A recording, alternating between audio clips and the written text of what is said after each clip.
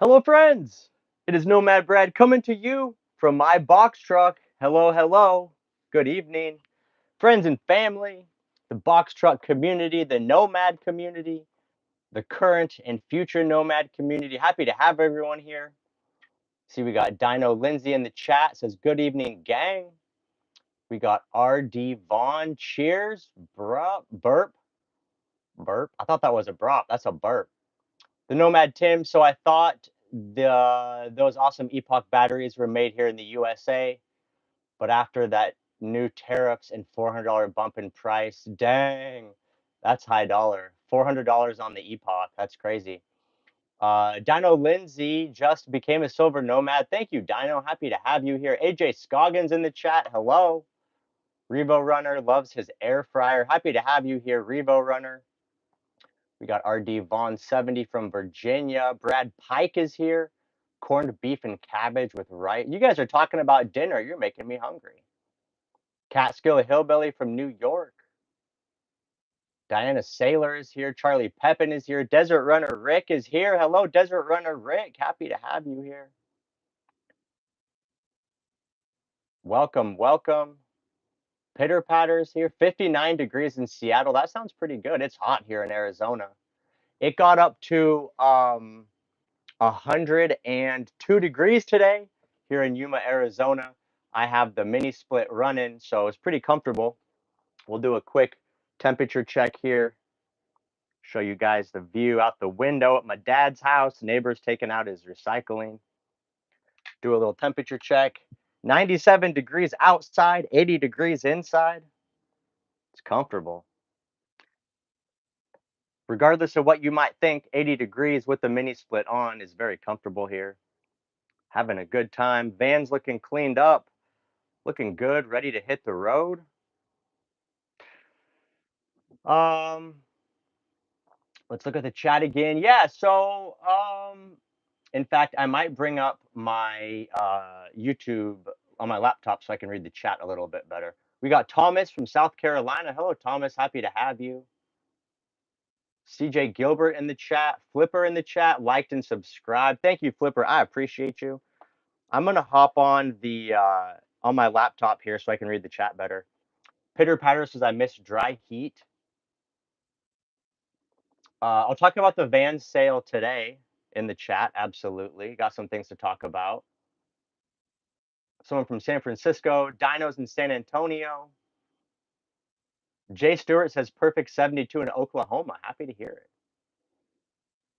Yes, I can use the Pocket 3 to live stream, but it's easier on the iPhone because the YouTube app is on here. If I live stream with the Pocket 3, the way that it works, the Pocket 3, for everybody that doesn't know, that's my regular filming camera.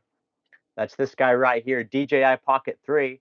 That's what I use to film all my videos. So everybody that comments and says the footage is amazing, it's just one of these. It's nothing fancy, but it does put out really good images. But the challenge with the live stream is that you have to log in on your smartphone to the DJI app, and then there's like a backwards way to live stream. So it's not easy on the Pocket 3. That's why I don't do it. It's just like it's extra steps. So I just use the iPhone. It's simple. At the end of the day, we are simple creatures and we like simplicity. Okay, let me hop into the live chat here and I can read your guys' stuff. So what's funny is Starlink, we're going to talk about Starlink today too. We're going to talk about all kinds of stuff. Somebody mentioned earlier about the tariffs. And so I watched Will Prowse put out a video, I think today, and he was talking about tariffs. And he had statistics, like actual facts and numbers. And something like 98% of all LiFePO4 batteries are manufactured in China. So even though a lot of companies say made in the USA, um, or they say they're USA companies, a lot of the stuff is engineered in America, but it's actually manufactured overseas. That's how they get the lower prices. So, yeah, I mean, as far as I know, even Battleborn stuff, I don't know. Is Battleborn actually made in the US? I don't think anything's made in the USA. Let's Google it. Battleborn Where are battle-born batteries manufactured? Oh, okay, here we go. I take it back. So Battleborn is designed and assembled in the USA. They're manufactured in Reno, Nevada. So there we go. So Battleborn is manufactured in Reno, Nevada, in America. It's probably one of the very few batteries. And Epoch, even though it's a great battery, they are made in China. So um, I don't know about this tariff thing, guys. Honestly, I think it's just posturing. I don't think it's going to be any uh, long-term stuff. I think it's going to be pretty quick. I think there's a lot of threats going on, and Trump's trying to play some business deals, but I don't think it's going to be like a long-term, drawn-out type of situation. Um, so anyway, that's just my thought on it. This whole tariff talk has only been going on for a week or so, and so yeah, some companies are adjusting their prices accordingly, but I wouldn't expect it to be a long-term issue. I could be wrong. I've been wrong before, but I think it'll be okay. Okay, so let me go. Let's see, content. Hold on, let me get in the chat here. Live right here. Turned on the audio so I can read the chat on my laptop a little bit better. Here we go. Okay, cool. Here we go. Okay, so let's talk about a couple things. I'm going to be talking about the sale of my van, summer plans, also Starlink. So the first thing I'll say is I did not end up selling the van. So here's what happened. I sent the inspection report to the prospective buyer. It had the few things that I mentioned in the report. Um, and so, in my mind, those aren't really huge issues. And so after I sent him that, he got in touch with his mechanic in LA to like review it. And then he had a bunch more questions, and he wanted like documentation from the replacement of my transmission brake, which I don't have because I did it myself. And then he was asking for like documentation from U-Haul. He said, "Can we get documentation from U-Haul to get the service records from before, when U-Haul owned it?"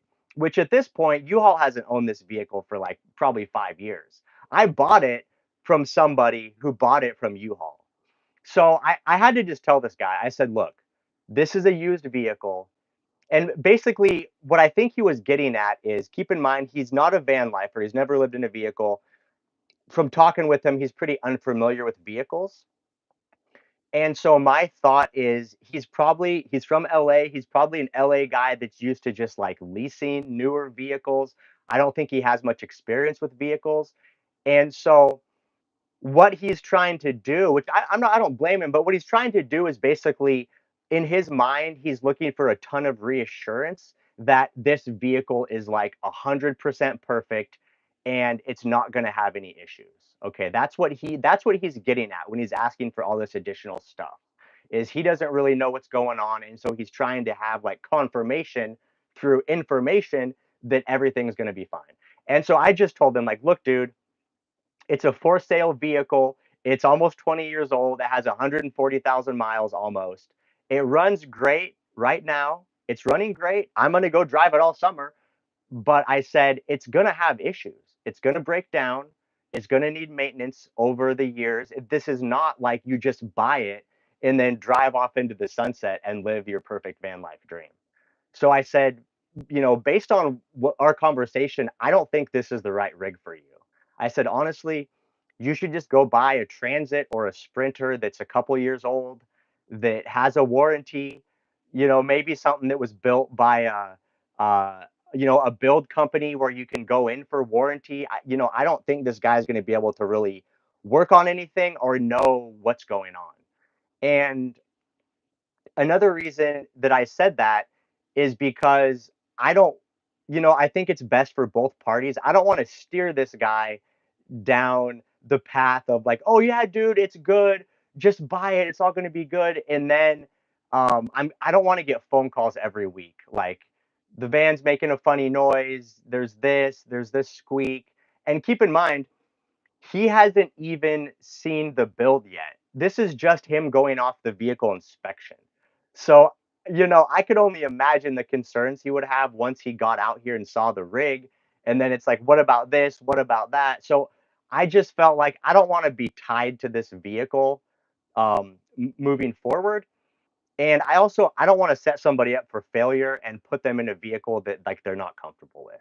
And so, the ideal buyer for this vehicle is somebody who at least kind of understands vehicles. Like me, I kind of understand vehicles. I'm no mechanic, but I can do some stuff.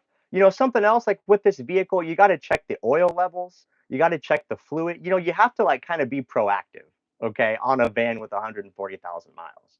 And so the ideal buyer is somebody that just understands older used vehicles and can check the oil and, kind of knows their way around a vehicle a little bit. So that's it. That's all I'm going to say. I told him not to buy it. And what's interesting is when I told him that and I said, "Hey, dude, this is not for you," I got no pushback. He was like, "Okay, sounds good. Thanks anyway. Good luck with the sale." So I think he also was feeling over his head. And I think probably he didn't necessarily want to back out because it's been so long now that we've been talking and he already paid for an inspection. So I think he kind of wanted out but didn't want to say it. And so I just gave him an easy way out. So that's it. It didn't sell. No problem. So I'm going to be traveling all summer. I'm going to go have a great time with this van. This will be the summer send off, and I'll be able to save a bunch of money this summer and then start the new build this fall when I come back to Arizona. And that's actually better for me too, because I want to do as much of the build as I can here at my dad's house because I have resources, I have all the tools, I can set up, table saws and all that kind of stuff. And if this guy did buy my rig, it's now 100 degrees in Yuma, so I would be doing the initial build out in super hot temperatures and it would be not ideal. So I think it's going to be better for me to do a build at the beginning of next winter instead of trying to cram one in here at the end of spring. So that's it. That's the story. We'll be traveling this summer and I'm bringing you guys with me. So we're going to have a good time. So one thing that I was waiting on, because the sale of this rig, I kind of was like holding back on doing improvements. But now that I know um, that he's not buying it and I'm using this rig, I went ahead and I installed Starlink. So I'll take you guys up on the roof, show you guys what the dish looks like. So I got the Starlink, the Gen 3. It's the full size dish. I did not get the mini.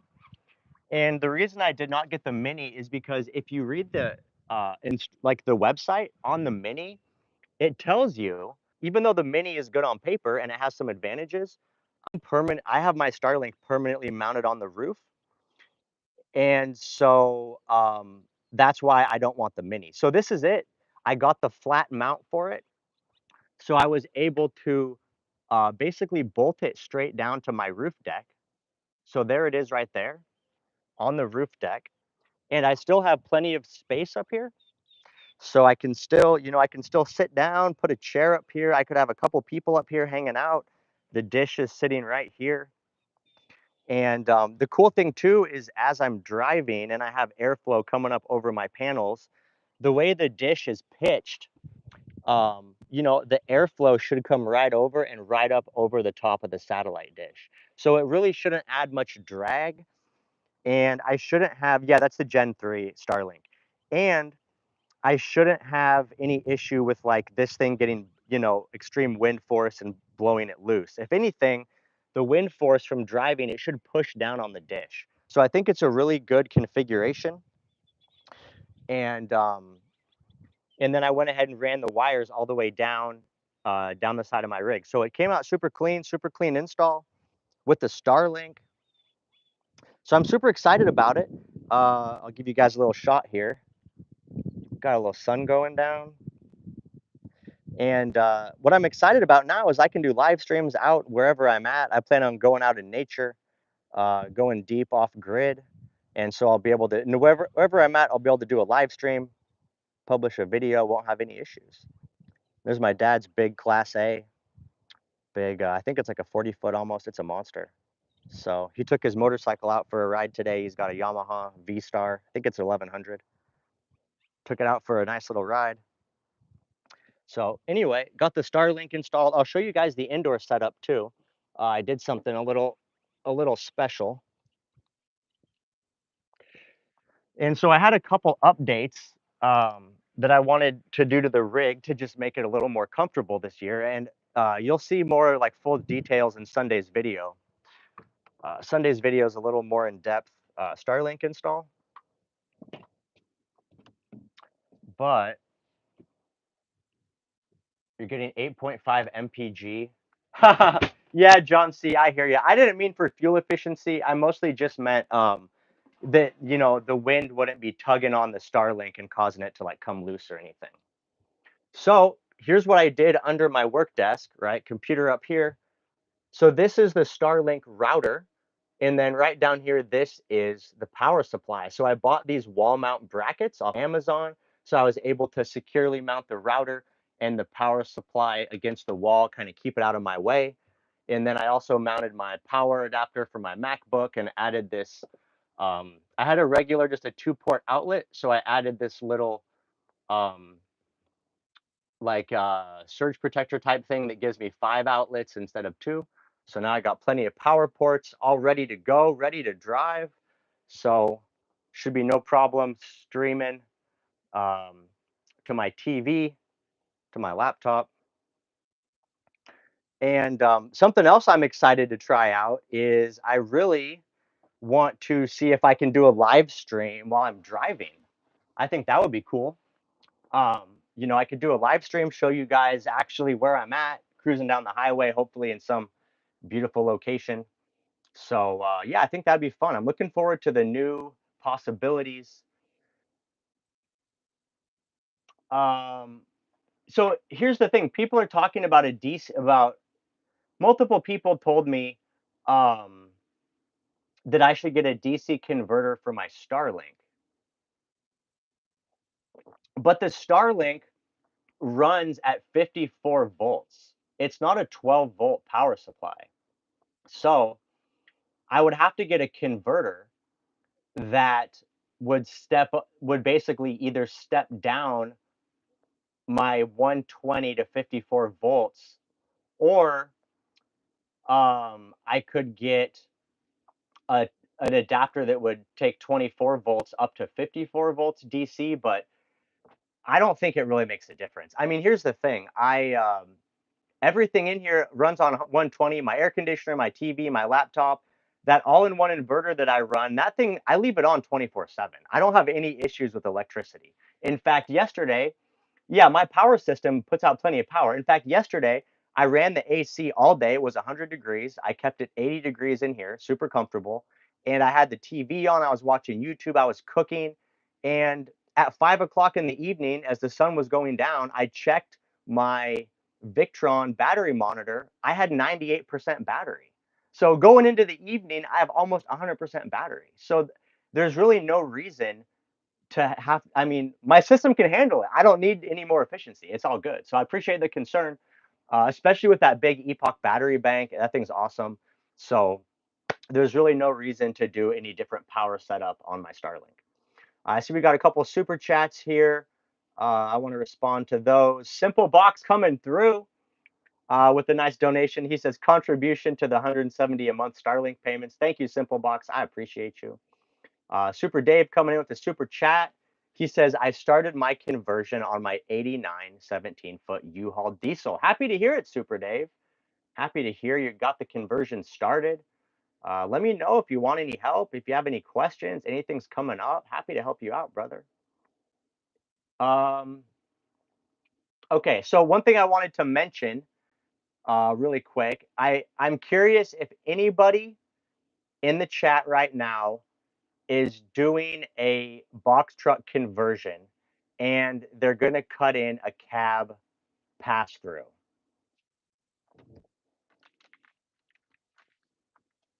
And so the reason I ask is because I have a brand new package of accordion boot that somebody, an install client gave to me. And so this is the stuff that goes in between the cab and the box. If you have like a U-Haul style box truck where there's like a 6-inch gap in between, you have to use accordion boot to seal that gap. So if anybody needs accordion boot for an install, you're welcome. I'll ship this to you. So let me know. Uh, Super Dave asks, how long is it? I have no idea. I can let me see if I can open it up here and find out.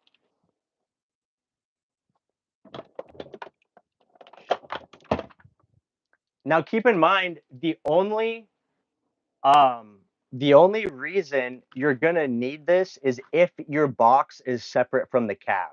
So Super Dave, I don't know what your setup looks like, but if your box and cab is like right together, then you don't need this, right? It's an extra step you don't need. But if there's a space there, then you could need it. Let me see here. Let me open the packing slip and see if it tells me what the length is. Here we go. It's 15 feet. 15 feet and $96.92 is how much this cost. So it's a 15-foot roll of accordion boot. So if anybody's watching this and they need it, let me know. Send me an email. Even like after the live, if you're watching this in a few days and you think this would help out your build, send me send me an email, nomadbrad503@gmail.com, and I'd be happy to mail it out to you if you need it.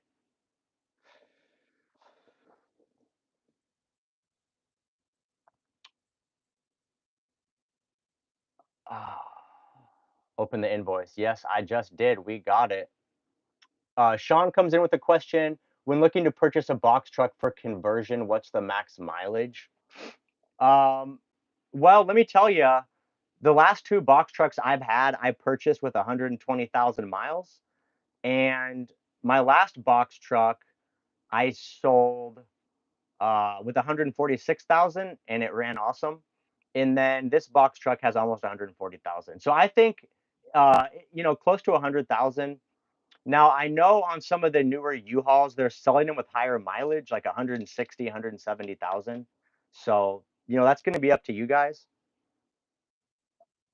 But And it depends on maintenance and a lot of factors, but I would say if you can get around 120,000 miles or less on a rig, that's pretty good. My average mileage is 9.5 miles per gallon.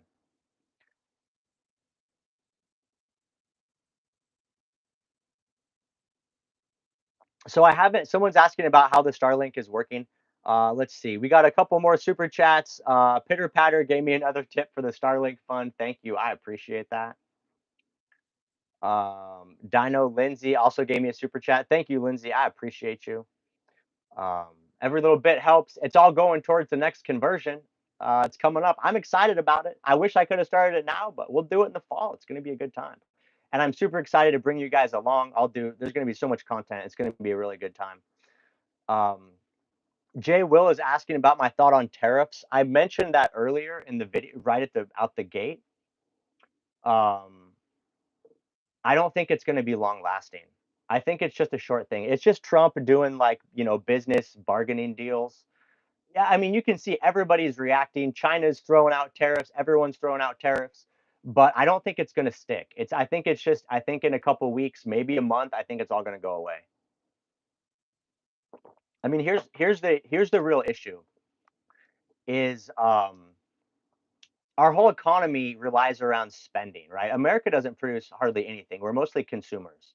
And so as far as China is concerned, we're China's like number one market for consuming stuff. Like all that crap you buy on Amazon and AliExpress and Temu, it's all coming from China. It's all coming here because America has the disposable income to buy all that stuff. So at the end of the day, China needs to sell stuff to us. Otherwise, their economy takes a huge hit. So I don't really think it's going to be a big deal. A lot of people are freaking out, but I think it's going to be fine. And like for most of us, I mean, if things get more expensive, it just means you'll buy less, which I think it's a good thing anyway, right? Like we don't need more widgets and knickknacks and Amazon flash deals. So if anything, it'll just make people shop more responsibly, which I think that's a good thing. Hector is asking about my fridge. So my fridge is 12 or 24 volts. It's right down there. It's the Mr. Frozen. It's a DC compressor fridge. And so, yeah, it runs off low voltage. Super happy with it.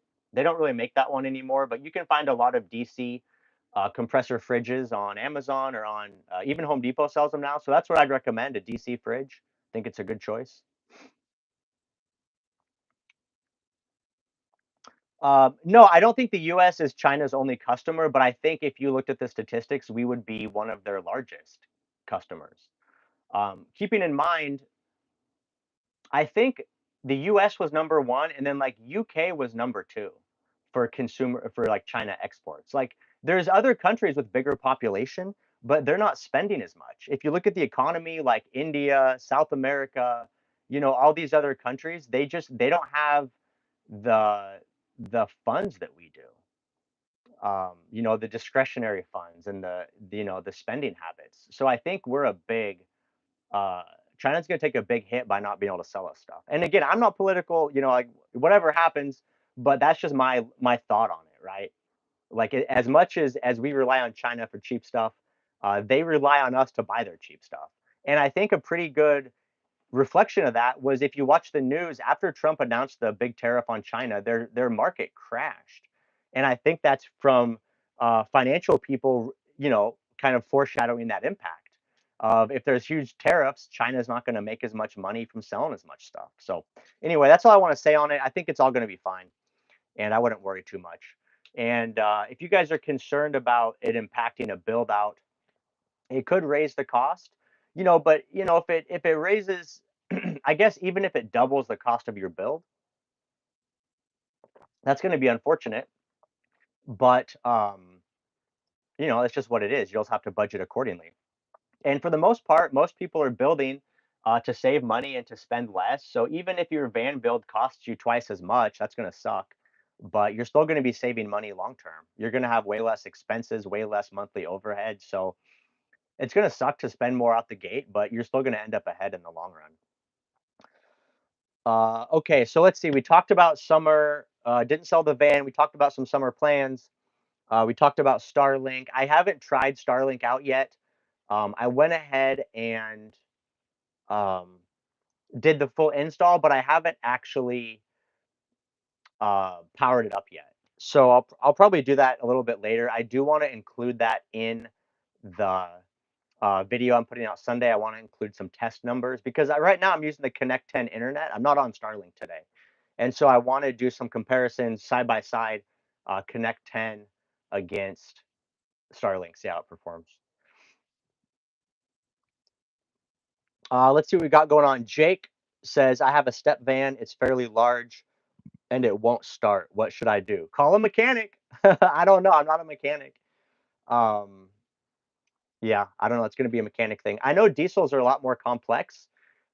Even just to start a diesel engine, they require high oil pressure. I don't know exactly how they work, but I know they use oil pressure to start the engine. So it could be an issue with like your oil pump or some kind of a pressure issue. So I would shops won't take it in. Why won't shops take it in? Because it's older. Lisa, Laura, and Donovan with a super chat. Thank you, Laura and Donovan. I appreciate you. She says, thank you for all your inspiration and great ideas. I hope to be full time by 2026 in my 2013 Sprinter along with my boxer dog, Donovan. Happy to hear it. Sounds like a good time. You, oh, it's taller than the door. You just got to find the right shot, bud. Yeah, so that's the thing, right? Is like even with my vehicle, I'm limited on height. So if you look around on Google, I don't know what area you're in, but if you look for like a truck mechanic or a diesel mechanic, diesel mechanics have to be able to work on big rigs. So you just got to look a little, you just got to search a little better. Um, yeah, I mean, all every box truck and bread truck and, every Isuzu NPR that makes deliveries, all the Amazon, like all the service trucks that you see all over the road, they all have to go to mechanics. So there is a mechanic that has a big enough shop for you. You just maybe haven't found one yet. So I would suggest you start looking for like I mean, you said it's a diesel, so you just find a diesel truck shop. Really shouldn't be an issue. Matt says, "What is your advice for newbies that are considering being a nomad?" Oh, Jay's asking about how I routed the Starlink. No, I didn't. I'll show you, Jay. I'll show you how I routed it. Um, yeah. So, I mean, my advice for anybody wanting to be a nomad is, I would say try it out first. I would, it's a big commitment and it's a big lifestyle change. So if there's any way you can like rent an RV, they have RV rentals. It's not going to be cheap. It might cost you a few $100, but I would recommend renting an RV for a week and just try it out and just see if you can handle it. With limited things and sleeping on the street and try it out first. Anything you can do to kind of give it a test run will just make you be more comfortable actually pulling the trigger on that. T Komoski says, "What's my new build?" It's going to be an Isuzu NPR box truck. It'll be either a 16 or an 18-foot box, depending what's available. But definitely going to be an Isuzu NPR. I am using Connect 10. I'm using Connect 10 right now. I haven't tried the Starlink yet. The only reason I'm getting Starlink is because I plan to go places where there's literally no phone reception. Connect 10 only works if you have a cell connection, but I plan to go to some remote spots that will not have a cell connection, so I'll need Starlink. Um, Matt says he's planning to sleep in his car. That's a great choice, Matt. Yeah, if you want to try it out in your car, go for it. So what I would say for you, Matt, is pack yourself a little bag, pack yourself a little to-go bag, put, some change of clothes, figure out your cooking setup, maybe get a little propane cooker, maybe get a little power station that you can charge your phone with. And then I would just go out for a few days and try it out. Try parking on the street, try sleeping in the vehicle. Just make sure you're comfortable with it. Make sure you can sleep through the night, all that kind of stuff. So that would be my suggestion. You have an EcoFlow and a solar panel and a fridge. Yeah, so you're good to go. So basically, I mean, as long as you can try that out and you're comfortable with it, then I would say you're good to go. If you have any other specific questions, ask me. But I would say the first thing is just to make sure you actually are comfortable with it. Okay, so Jay was asking about the Starlink. So I brought the wire down the center in between my solar panels, and then I clipped it up underneath my panel. It's this gray wire here. And then it comes down, it runs along my refrigerant lines for the air conditioner. And then I drilled a new hole right here. So this hole was pre-existing, that's for the air conditioning power. And so I just drilled a new hole, ran the power cable in, and then I put a ton of silicone caulking on top to seal it off.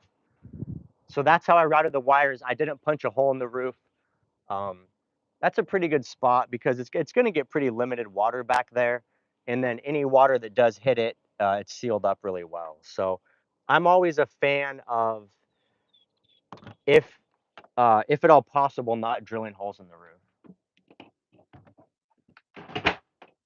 Have you thought about building out a reefer truck? Yeah, I could build out a reefer truck. The reason I don't want to do a reefer truck is because they're insulated. They're insulated to be a refrigerator. So a reefer truck um, typically has 4 inches of insulation on each surface area. So the walls, the ceiling, and the floor are going to have 4 inches of insulation. And so you're going to lose 8 inches of interior width and 8 inches of interior height, almost well, not, close to a foot. And I think 4 inches is overkill. I'm going to do 2 inches of insulation. So I would rather save 4 inches of headroom and width by doing my own insulation. That's why I don't want a reefer truck. Also, when you're buying a used vehicle, reefer trucks are more expensive for that exact reason because they're insulated and they usually have air conditioners built in. And those air conditioners are not the air conditioners you want because they require the engine to be running. They're usually mechanical, like they run off the alternator. So, yeah, and they're more expensive. So for that reason, I would not get a reefer truck. I mean, so I was just talking to my dad today and mentioning how impressed I am with the insulation in this box truck. I only have an inch and a half insulation on the walls and the ceiling. And when it was 101 degrees today, I rolled up the blinds and I put my hand on the glass, and the glass was like boiling hot. The glass felt like 100 degrees, but I put my hand on the wall and the wall was ice cold. So just having 2 inches of insulation um, is more than sufficient. It's more than enough insulation. So in my mind, having 4 inches is it's unnecessary. You're just going to be losing interior build space. So that's my thought on a reefer truck. Space Coast snapshots. Sir on Dave says, I think I'm doing 2 inches on the roof of the Kodiak. Hello, Sir on Dave. Happy to have you here. I agree. I think 2 inches is the sweet spot. That's what we did on Scott's build. It makes sense. So that's what I'm planning to do on mine is I'm doing 2 inches all around, floor, ceiling, walls. What's also cool about the Isuzu NPRs is they do make a box that's 8 feet tall and 8.5 feet wide. 8.5 feet wide. So I can get even wider. Like this box is 7.5. So if I get an 8.5 foot wide, I get an extra foot of width plus an extra feet of height. So very excited about it. Um, very excited. But yeah, sure on Dave. I think 2 inches is a good choice on the ceiling. Um, that's where most of your heat is going to come from, the ceiling and the walls. So that's what I would do is 2 inches. I would use that pink stuff, the XPS rigid foam. I think it's a good choice. That would be my move, my man.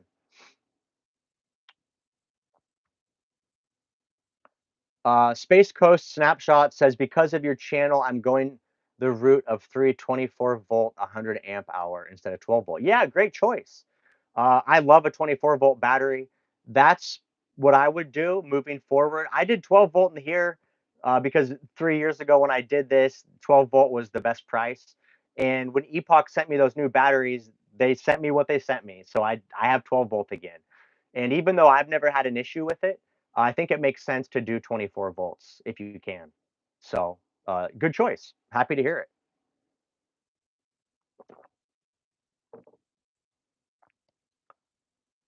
Let's take a look at the chat here, see what's happening. Chuck says, I'm in the designing phase for a 14-foot U-Haul.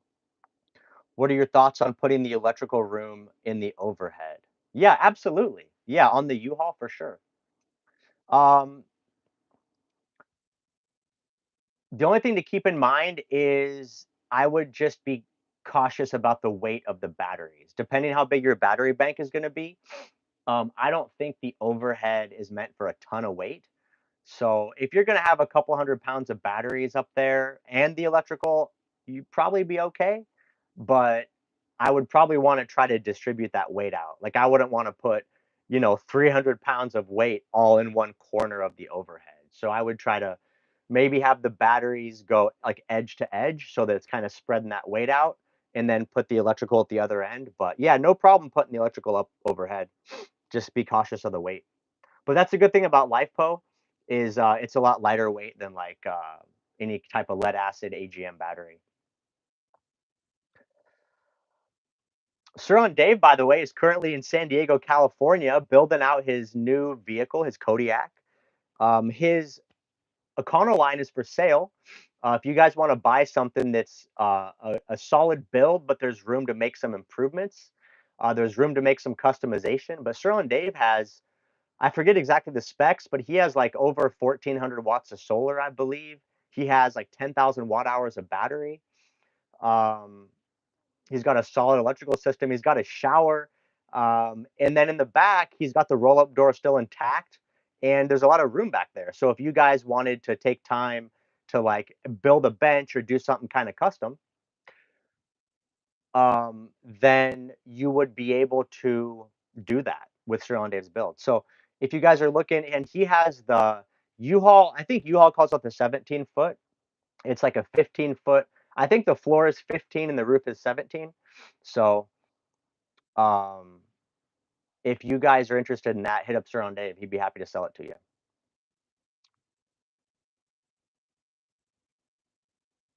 Okay. Let me look at the chat here. Where's the box truck boys? The box truck boys are split up. That's one thing about nomad life, is you come together, you're hanging out for a while, and then everybody parts ways. So, for folks that are used to, um, kind of having friends and family always in close proximity, that's something that'll be an adjustment, and that might be something to think about too, right? Is if you're someone that really needs to have like a close circle of friends around, then that might be a struggle for you. So that's something to consider, on nomad life.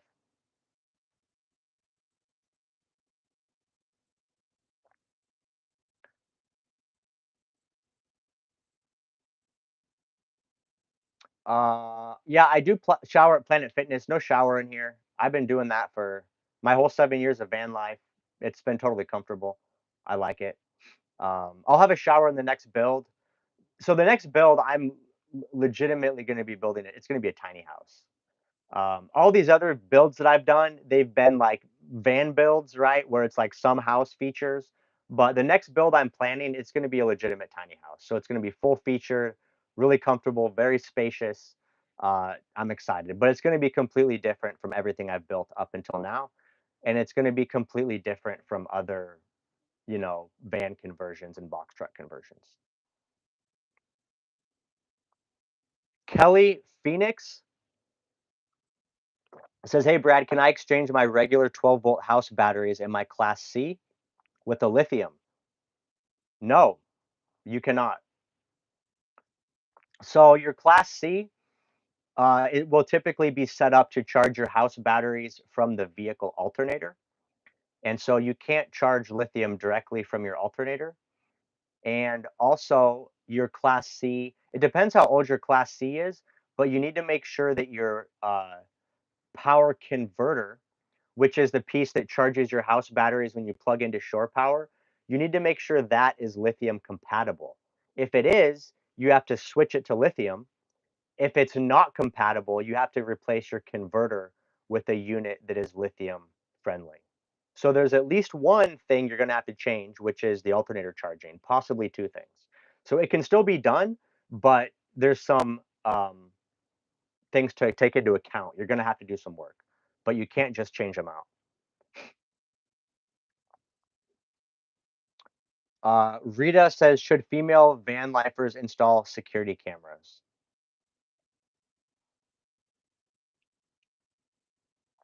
What I would say for female van lifers is I would carry some mace or some pepper spray or some bear spray, something like that.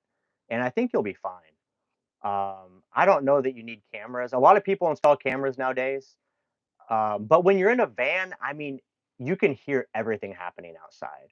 So in my mind, if I'm a female van lifer and I hear something funky outside, I'd probably peek out the window and then I would just, crawl into the driver's seat and drive away. It's pretty simple.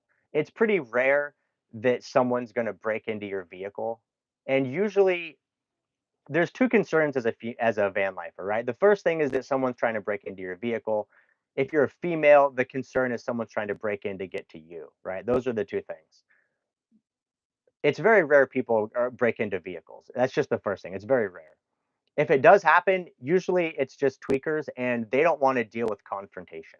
So if you have someone like outside monkeying around with your van, if you just like bang on the wall and just yell at them, they're probably going to run away. I had that happen to me in Oregon. I was in which box truck was it? It was my last box truck. I was sleeping inside, and I was laying in bed at night. I had my dog with me, and I was asleep. And I just woke up and I heard my gas cap being unscrewed. And I realized there was someone outside trying to siphon my gas. And I was laying in bed. All I did is I just pounded on the wall really loud and I just said, "Hey," and pounded and the dude ran off. So that's going to be, I mean, I know it's like scary or whatever, but that's going to be the extent of it for the most part. If people realize you're inside, they're just going to run off. If it's some crazy psycho stalker, then you can just get in the driver's seat and drive away. So I don't think you need security cameras. I would definitely have like pepper spray or mace, and it's going to be pretty rare. And yeah, I mean, yeah, if you have a pit bull inside, you're going to be fine. But I wouldn't worry about it too much. Box truck boys, we split up. I mean, we're still together, but we're out doing our own thing. Sterling Dave has a Ring camera. I mean, it's cool. Sterling, and that's something to consider, I guess, is if you wanted to have a camera, you can do like a Ring because that's really easy. So Sterling Dave just has his like double stick to the wall outside to his outside wall. So that's an easy way to do it. You can also put one up in the cab. But in my mind, like actually installing a bunch of cameras and wiring them, it seems like a lot of effort. Um, but yeah, if you want for like peace of mind, you could add like a Ring camera or something. But I don't really think that's probably too necessary.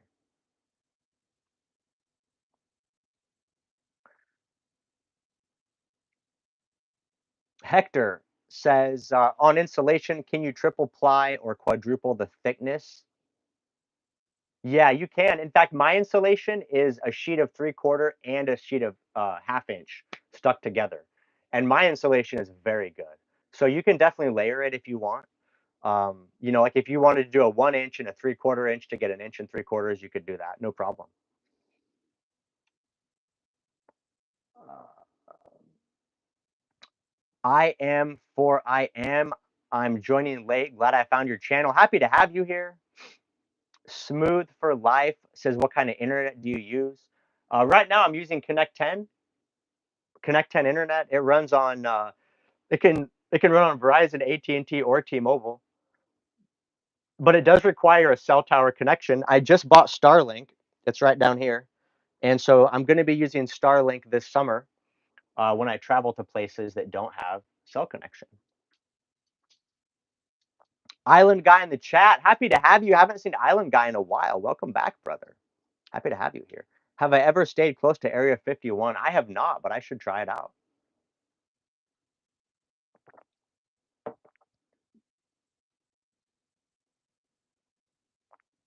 Lex Luthor said, what made you want to go the tiny house route all of a sudden? Oh, Lux Leather. I'm sorry. I called you Lex Luthor. Lux Leather. Well, I mean, I've been living in tiny houses for 7 years. Every van I've lived in is a tiny house. But um, for me, I just really enjoy building stuff. And every time I do bigger and better builds. And this has been my best build so far. And I just get all these ideas I want to expand upon. So I'm just excited to do more and take it to the next level. The other thing is the reason I'm doing a full on tiny house is because I am getting older. I'm almost 40. And so I want to buy land in a couple years.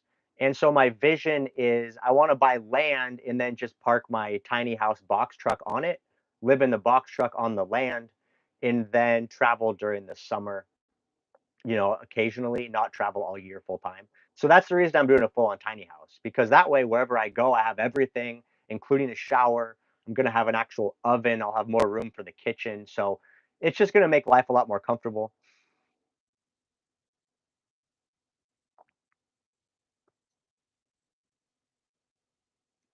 And yeah, so I'm excited to do a full on tiny house. Chuck is asking if my mini split does heat and air conditioning, why do I install a diesel heater? Great question. Um, so for heating, diesel heaters do a lot better. Here's the reason why. It's pretty simple physics.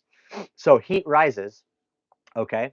And so in the wintertime, if this is my heat source, what happens is hot air comes out of the mini split and all the hot air just comes out here into the room and then it just hovers up here. And I can tell you from experience, when you're in this van and it's 30 degrees and you have the mini split on, your head is about 70 degrees, your chest is about 60 degrees, and your legs are about 40 degrees. So there's a huge noticeable difference in the temperature of the vehicle. And from your waist down, it's pretty cold. And when you're laying in bed, it's pretty cold. But the diesel heater, the heater port is clear down on the floor. And so when that hot air comes out, it slowly rises. And as it rises, it's heating everything. So the diesel heater just does a way better job, and the output temperature is a lot hotter. Heat pump only puts out, you know, air temperature maybe 80 degrees versus that diesel heater puts out like 100 and I don't even know how hot it is, 120-degree air temperature. So the diesel heater is just a lot hotter. It's a lot hotter heat. Diesel heater feels like when you're in a house in the winter and you have the furnace running and you step over the vent and it's like hot, hot, hot. That's the kind of heat you get. And the diesel heater is super efficient. I mean, here's another thing to consider is the mini split, when you're heating, it uses the most energy. So you're using like 800 watts per hour to heat with the mini split. And usually in the winter, there's less sun. It might be cloudy and rainy, so you're not getting that much solar. So you're using a lot of electricity, but you're not able to recapture a lot of electricity. So it's a pretty big challenge to actually heat your vehicle with a mini split in the winter. That's why I have a diesel heater. That's why I recommend diesel heaters. And they're super efficient. I mean, that thing has a gallon tank. I only run it for a few hours here and there. The gallon tank will last me several days. So it's not a significant expense.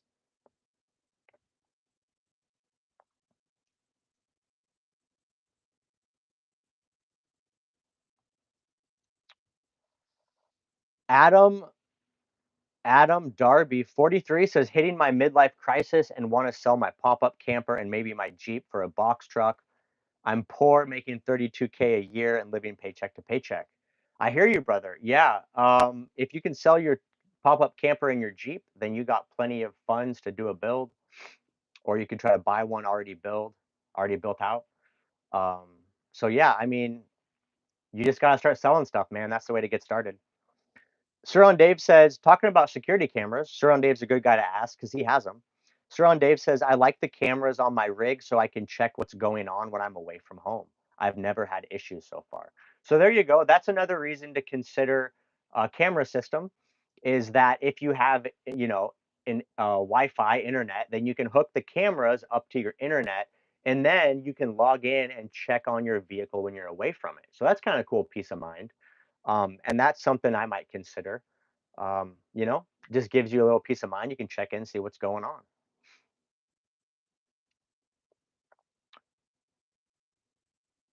JT says, Brad, do you have a Chica? I do not. Do not have a Chica. I enjoy a simple life, worry free, complication free. And so I'm single. I'll get a girlfriend again at some point, but not right now. Probably after I finish my next build, then I might be open to it.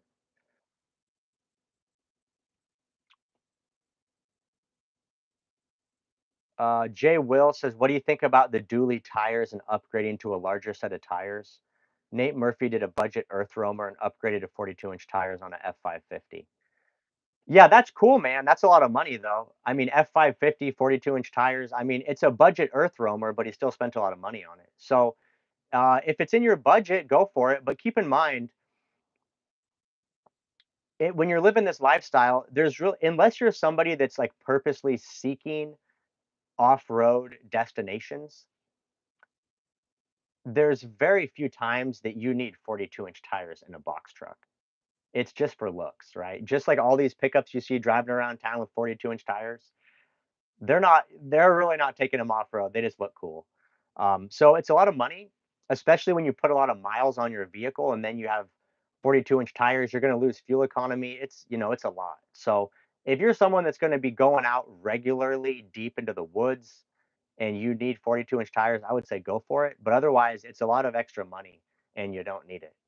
I've taken this thing up all kinds of logging roads in the mud, in the snow. I took it out to Burning Man. I drove across the playa and went to the Black Rock Hot Springs. I got my rear driver's side wheel completely off the ground.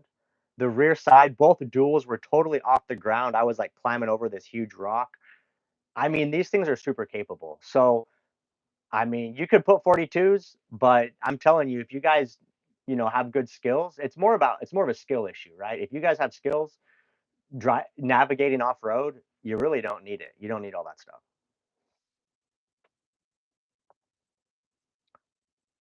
Uh,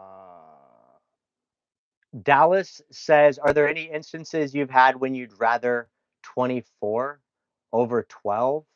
I do have 24. I have a 24-volt electrical. I prefer it. I always recommend it. I think everyone should have a 24-volt system. Unless the only caveat is if you have a small electrical. If you're doing like a van and you only need a 1,000-watt inverter, then you can do 12 volts. But if you're doing 20, if you're doing, 3,000 watt inverter, you should have a 24-volt electrical system.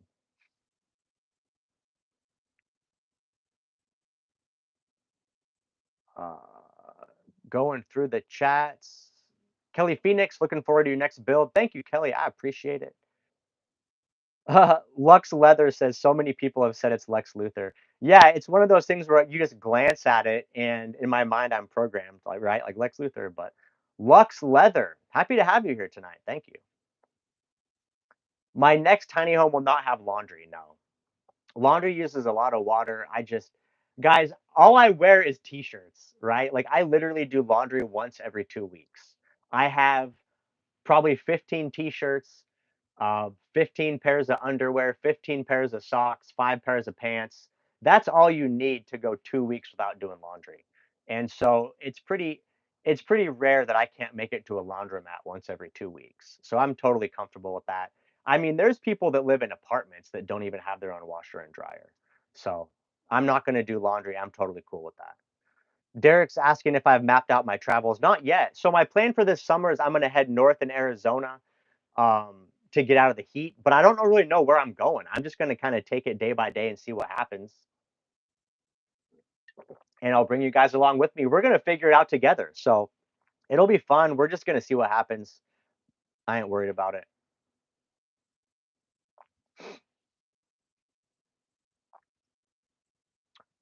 Flipper says get a cheap lot in Eastern Cali or Western Arizona. Yeah, I'd be down to get a cheap piece of land. It'll happen, probably in the next 3 to 5 years, I'll get land.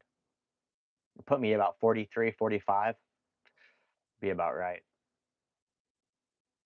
And then I'll be doing a whole series of homesteading videos. Living in my box truck while building out a off-grid compound. That'll be fun. JT, I did not sell my van. No, I explained it earlier in the live stream. You can go back and watch it. Didn't sell it. We'll sell it in the winter. I'll drop the price too. I don't care. I'm selling this, the only reason I had it listed at the price I did is because I need that much money to do the next build out. But by next winter, I'll have enough cash to just buy the vehicle I want. So I'll just sell this thing cheap, close it out. I don't care. Get it gone. Moving on to the next guy. Money comes and goes, but my real plan is just to get enough money to get to the next level. And the next level is going to be that Isuzu NPR box truck. I'm excited about it. Uh, Ideally, I'll buy land in Arizona. That's the goal.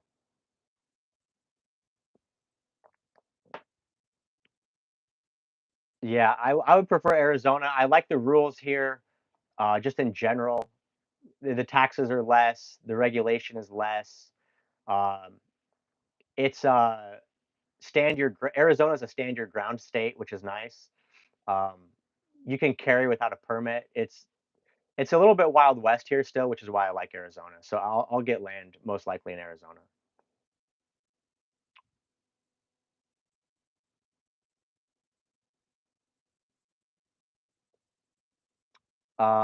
Sterling Dave says for anyone interested in buying my box truck, don't forget to mention that you came from Brad's channel. Yeah, that's right. Sterling Dave is going to give me a little commission if I find a buyer for him. So that's super kind of Sterling Dave. If you guys want to buy his rig, then let him know I sent you. And if I'm able to meet up with Sterling Dave here in the next few months, I'll film a van tour of his, and then we'll try to get it sold. If you let me know you wanted to do that when we were together over in Cali, I would have shot it back then, but it's all good. When we meet up again, I'll shoot one. We'll get that thing sold. It's a lot cheaper. It's like I think he's asking 35K, so it's a good price. 35K is a good price for where the build is at. Like it's a low price. It's got all the electric you need. It's a good starting point. It's livable today. It's got a shower already plumbed, and then there's still room for you to customize it, make it your own. So it's a good vehicle, and it's a newer rig. Like it's got the updated dash, updated front end. Frank says, "How do I exercise on the road?" I exercise at Planet Fitness. When I go shower, I usually exercise. I also do push-ups in the van. Rebo Runners is a true nomad. Let the wind blow you wherever. That's the great thing, when you have your home with you, there's no rush. There's no necessary destination. You're just out seeing what comes up. So we're just going to throw caution to the wind, see what happens, see where the adventure takes us.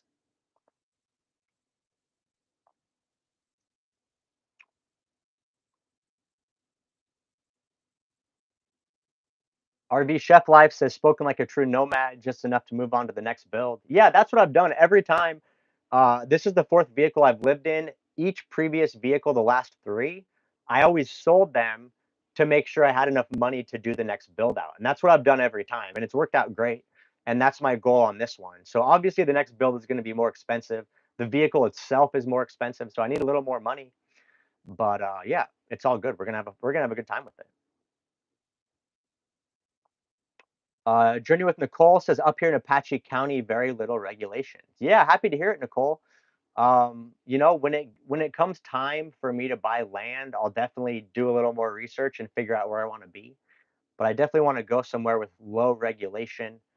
Um, I want to build a bunch of cool structures. I don't want a city telling me I need permits and I can't do this and I can't do that. So I'll definitely pick something in a place that's pretty friendly with that. So, oh, Nomad Brad's getting hungry. I think we're gonna make some dinner.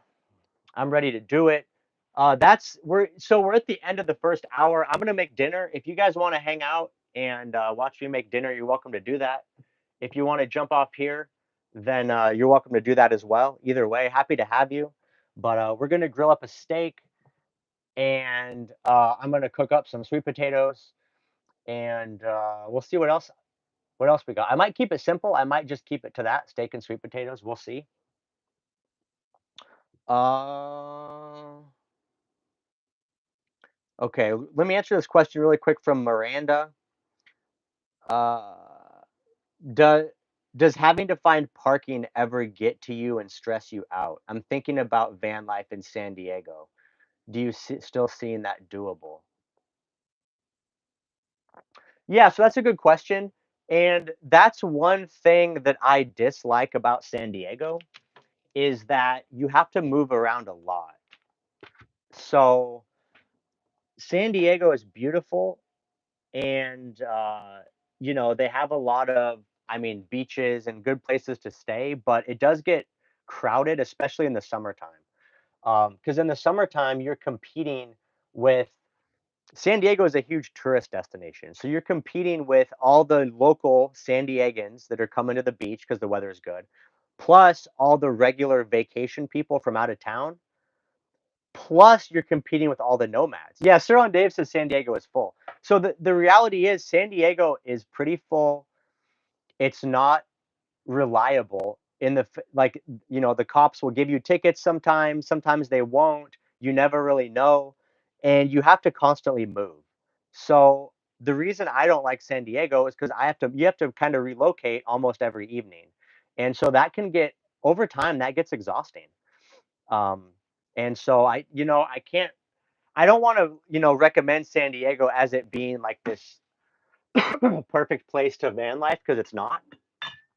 The weather is perfect and the beach is beautiful, but there's a lot of challenges. So if you're someone that you would be stressed out about moving all the time, I would say probably don't go to San Diego. I mean, here's the thing: in the summertime, there's a lot of beautiful places to go. So much of the country is open. I mean, you can go to Oregon, Washington, Idaho, Montana, South Dakota, Colorado. There's so many Utah. There's so many beautiful places with mountains where you can go and nobody's going to hassle you. You can park in the forest for 2 weeks. Even if you're in like a small mountain town, you can probably get away with staying in the same spot for multiple days. So I would really encourage you to not go to San Diego if you're looking for something like that. Um, that would be my suggestion. And that's why I'm not going to San Diego this summer. I was there last summer. I experienced it. It was fun. I enjoyed it, but it's a grind, and so that's why I really don't want to go back.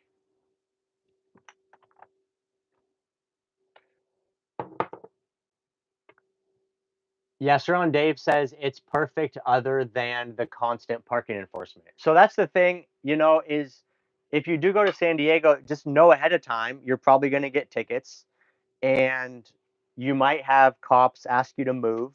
You might have people that are a little bit like confrontational because they don't want you there, depending on what your vehicle is.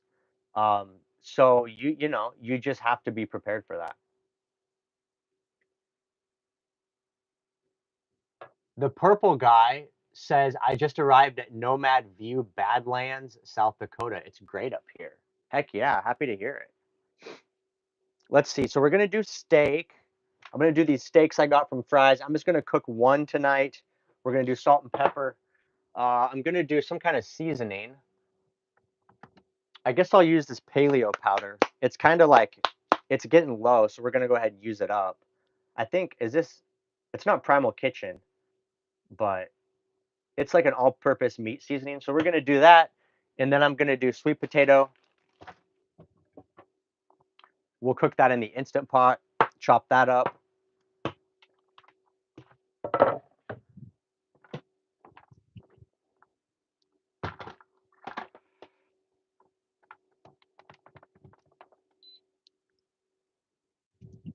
And I got some onion, so we'll cook up some onion with the potato, or with the steak. We'll grill up some onion. Get out my chopping knife. Super stoked on this knife. Absolutely love it. It's really come in handy, this cleaver. Thanks to Desert Runner Rick for putting me onto these knives. He's got a very similar version, and the minute I held his, I was like, this thing is so badass, I got to get one for myself. So super happy with this knife.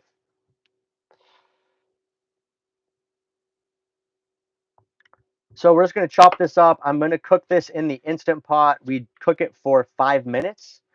And so I'm going to cut it into little chunks, and then we'll put it in the Instant Pot with some butter and some salt. And all said and done, it takes like, I don't know, 5 minutes or 10 minutes for the Instant Pot to heat up, and about 5 minutes for the steam to release. So altogether, it's going to be about a, I don't know, 15, 20-minute process. So we definitely want to get this going first before we start cooking, because the steak will cook relatively fast. All right, so we got this. And then what I do is I put the sweet potato into this bowl, and then I put the bowl into the Instant Pot with a little bit of water in the bottom and the trivet. And then that way it cooks the potatoes in this bowl. So it's super simple. So we'll do that. I'm going to throw a little salt on top. And let's throw a little pepper. Why not? Throw a little pepper in there. And we'll put a little butter in there. Probably just use the rest of what's in here. Little butter chunk. There we go. Butter on top. We'll take a look at the Instant Pot, see if it's set up for me. So here it is. You can see there's a little water in the bottom. So we'll go ahead and leave that in there. I used this to cook, to hard boil some eggs earlier, but you can reuse the water when you're cooking like this. It doesn't really hurt it. So we'll go ahead and do that. Put the lid on. And we're going to go pressure cook 5 minutes. And there we go. Back at it.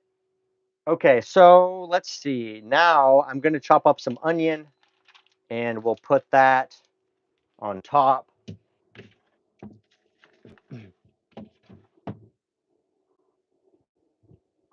Let's see. We got some onion.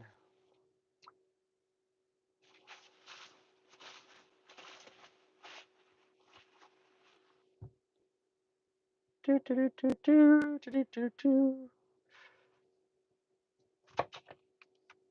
don't have the water bowl, so I might get crying tonight. I just don't want to waste a whole bowl of water. So I just have to suck it up. Just man up. I might crack a window and turn the fan on. That might help. Let me look at the chat really quick while I'm here. Well, let's see what we got. What do we got on the chat? Jay Meister says, "Hey Brad, good to see you, man. Happy to have you here, Jay. Thanks for joining." Monteezy, Teezy's Table says, "I'm about to join the membership, brother. Huge supporter. Keep killing it." Thank you. I appreciate it. I appreciate everyone that joins the monthly membership. It helps me out, helps keep the fuel in the rig. And all the money I get at this point, everything's going to go towards the next build out. So whatever you guys can help contribute, that's just going towards the build. And there's going to be a ton of videos, a ton of free content, a ton of informational stuff. You guys are going to learn a lot. And for the first time out of all the builds I've done, I'll be doing, this is the first time I've had like a big following while doing a build out. On all my previous builds, I was a relatively small channel, but now I got all kinds of wonderful subscribers. So it'll be really fun. We'll do a ton of build live streams.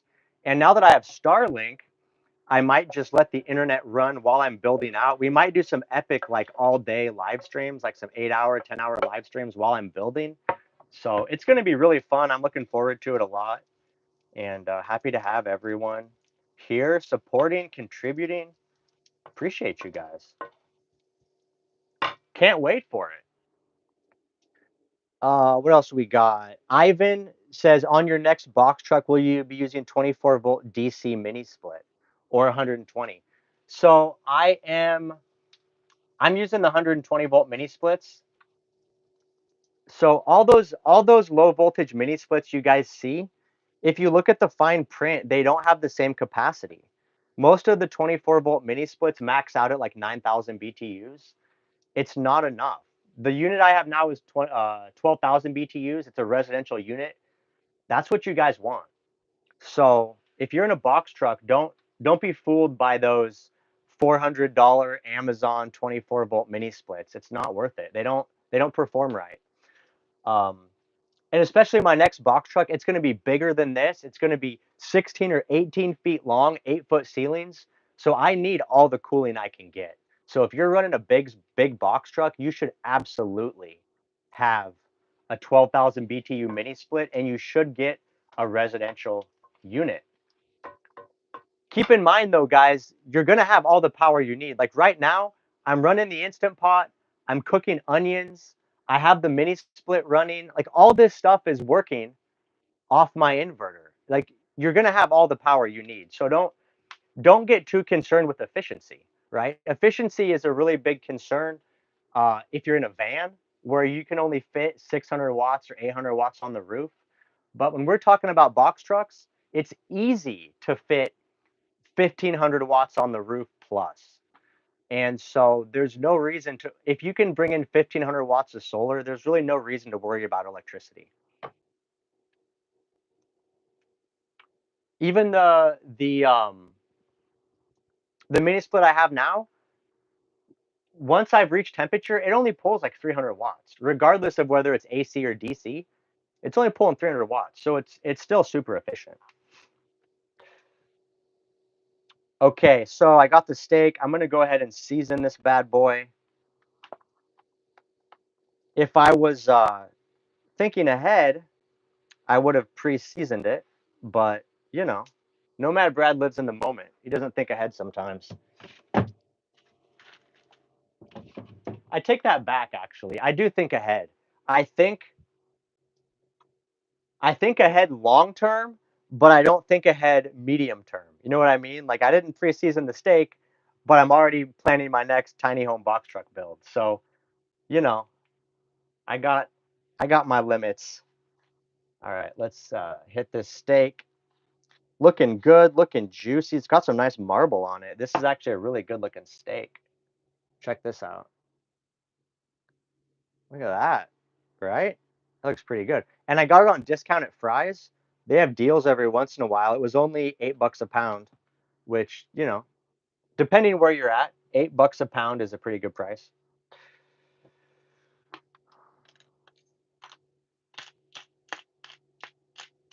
All right.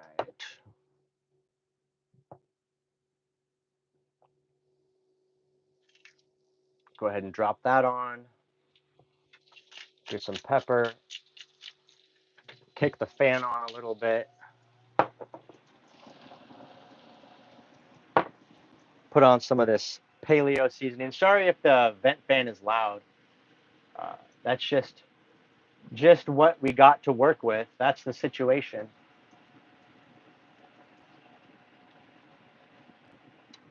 All right, and then I'm gonna hop back to your questions here because this stuff's all gotta cook for a minute. Let me hit some more pepper. Hit some more salt.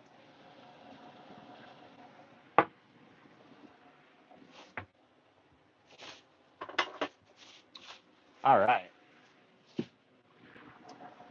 My paleo seasoning is kind of dried up, so I gotta send in a fork, break it up a little bit.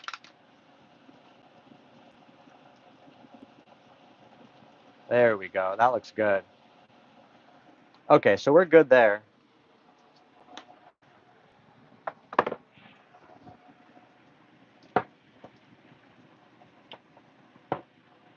Put the other steak back in the fridge. Save that for later. All right, we're in business. Okay, so we'll let that cook for a little bit. The Instant Pot is it's reached temperature. It's currently cooking. Let that steak grill. Let's get back to the questions. See what's happening with the people. Let's see where we're at.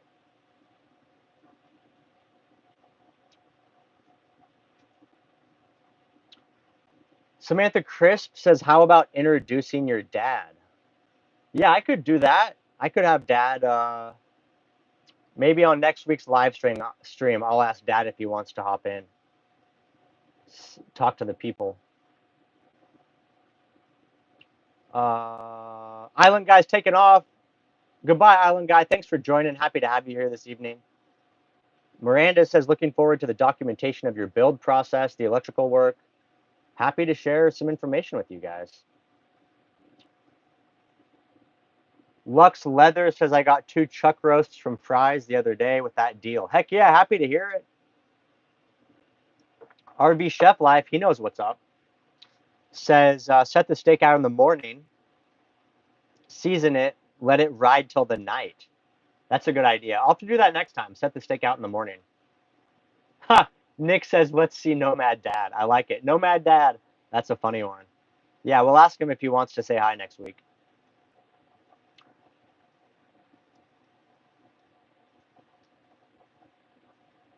Smooth for Life says, "Wait, Brad, you said 12,000 BTU mini split, 15,000 watts of solar. What did you say after that?" I'm high, bro. I missed the rest. That's hilarious. Um, my recommendation is to get a 12,000 BTU air conditioner. It's the largest one you can get that runs off 120 volts AC. And I said, if you're doing a box truck build, there's really no excuse. There's no reason you can't put at least 1,500 watts of solar on the roof, which will be plenty to power your entire build. That's what I was saying. That's it. John C is taking off. Good night, John C. Happy to have you here. See you next week, brother. Thanks for dropping in. Always appreciate John C. He's a Nomad OG. He's been around the block for a while. Happy to have him here. Ciao, John. Lux Leather said there's a guy up in the foothills that does birria bombs. It was amazing. I don't know what that is, but it sounds tasty. Some kind of, I don't know, in the crock pot, some kind of meat. Sounds good. So you must, Lux Leather, you must be on the foothills, man. Happy to have you here. That's where I'm at. Aunt Kelly says, "Good day. Greetings from Australia. 75 degrees. Running mini split, pulling 200 watts." Happy to hear it. Yeah. Mini splits are super efficient. Go ahead and flip this steak. Move the onions around.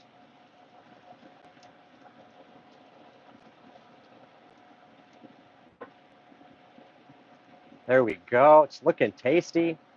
Looking very good. The Instant Pot just finished. I don't know if you heard the beep. So it just takes about 5 to 10 minutes for the pressure to release. And then those sweet potatoes are done. And we probably have 5 minutes on the steak. So we'll be ready to eat pretty soon. Excited about it.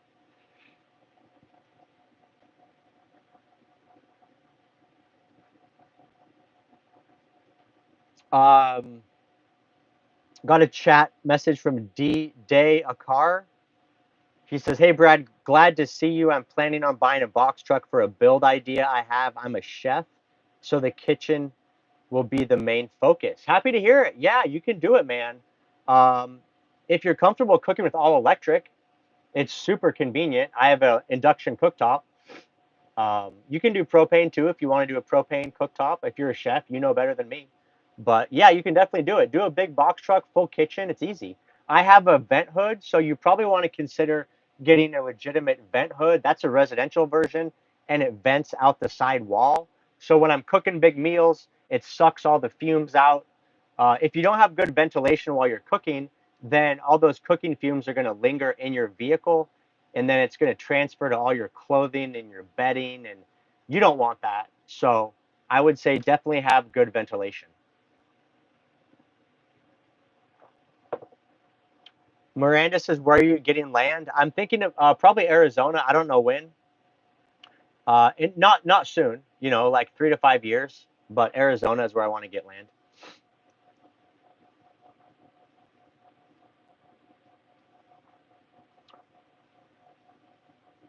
Lux Leather said it's kind of hot, like it's like a hot cocoa bomb.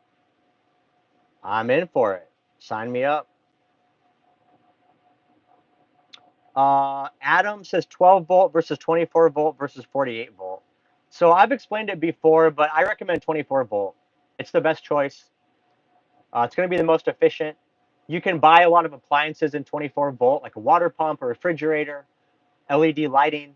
So anytime you're not having to convert voltages, it's most efficient. So that's why I don't recommend 48 volts. They don't currently make 48 volt appliances. So if you get a 48 volt electrical system, you're going to have to convert all that voltage to either 12 or 24 volts. So that's why I recommend 24. 24 is more efficient than 12, especially if you're doing a large electrical system. It's more efficient. So get a 24 volt system. Tom says, "Hey, bro, just found your channel a week ago. You've been my go-to channel." I appreciate you, Tom. Happy to have you here. So, for anybody who is kind of new tuning in, I've been here in Yuma most of the winter, on and off, but I'm getting ready to start traveling for the summer. So, probably within 2 weeks, I'll be out of here, hitting the road, traveling. So, all summer, we'll be doing travel videos. I don't know where I'm going to be, but it'll be fun. It'll be a lot more variety. We'll be in new places, discovering new adventures. So I'm definitely looking forward to it. Forrest Haggerty says, "What will you do after you sell your home?" As soon as I sell this box truck, I'm going to build another one. So that's the plan. Um, David asks if the buyers backed out. So I talked about it extensively at the front of the video. So go back and watch the replay, and you can see what happened. But it was the best solution or best situation, I think, for all parties involved. All right, let's check on the steak. Let's onions are looking good. They're getting a little brown. Steak's looking pretty good.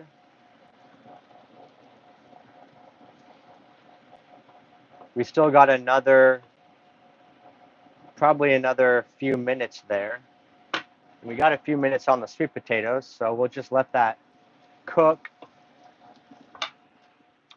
I like a medium well steak or medium. Medium's okay too, but I don't get too picky. I just kind of cook it until I feel like it's done, and then I just eat whatever the result is. So I'm not too picky. It always turns out pretty good though. Not too concerned about it. Oh man, I'm hungry. I'm ready to eat. I haven't eaten since lunch today. Definitely ready. Let's see. What do we got going on? We got 260 people right now in the live stream. Happy to have everybody here. Is that accurate? Is that saying I currently have 256? That's a big number. That's a lot of people watching. Happy to have everybody here. Smooth for Life says, have a great night, Nomad Brad. I have to wake up early. Definitely hoping to do my build out this year. Yeah, happy to have you, man. Thanks for stopping by. I hope you get a build out going. If you want any questions, you know where to find me at the live stream. Happy to answer build out questions. Gary says, tried to car camp in my 2-seater. Works great. Happy to hear it. Yeah, yeah. It's, you know, camping in a 2-seater can be comfortable. I think the biggest thing is what your goals are, right? Like as long as you're uh, enjoying yourself, the lifestyle, you're doing fun stuff, you're seeing new things, then it's exciting. Or if you have a goal in mind, like you're living in your car to save money, to travel or buy a house or whatever, as long as you have like a goal and a reason you're doing it, um, even if it's just for the adventure, then yeah, super enjoyable. And I think a lot of people end up pleasantly surprised to find out how enjoyable life can be with less stuff. You know, you realize you don't need all the things. And, you know, once you really start saving money because you're not shopping all the time buying stuff, then you really have a lot of options open up because now you have a lot more money in your savings you can use for whatever you want. And so it's a pretty cool lifestyle. It's, you know, it's minimalism, but it's also travel. And it's pretty fun. And I think that's the reason we're seeing so many more people take on this lifestyle. Pitter Patter says I had 300 people watching at one point. Awesome. Happy to have everybody here. That's a good number. C. Bush says that's a crazy looking box truck. Thank you. I appreciate it. I'm super comfortable here. We got CMH Bullet in the chat. Happy to have you. Haven't seen CMH Bullet in a while. Welcome to the live stream, brother. Don't forget to hit the like, hit the thumbs up. I appreciate you guys. We got Jeff in the chat from Oregon. I met Jeff at Schoolie Palooza this year. Well, I've known him for a while, but I saw him at Schoolie. Happy to see you. He says, I met a guy on my job site that watches your channel. Yeah, there's a lot of, you know, Nomad Brad, there's a lot of people that watch me. I actually run into quite a few people in person here in Yuma. I ran into somebody, I ran into 3 people the other day at Planet Fitness that watch my channel. I ran into somebody at Fry's. I run into I'm surprised, honestly, how many people I run into that watch my YouTube channel. So happy to see that I'm getting a good reach and people are enjoying the content.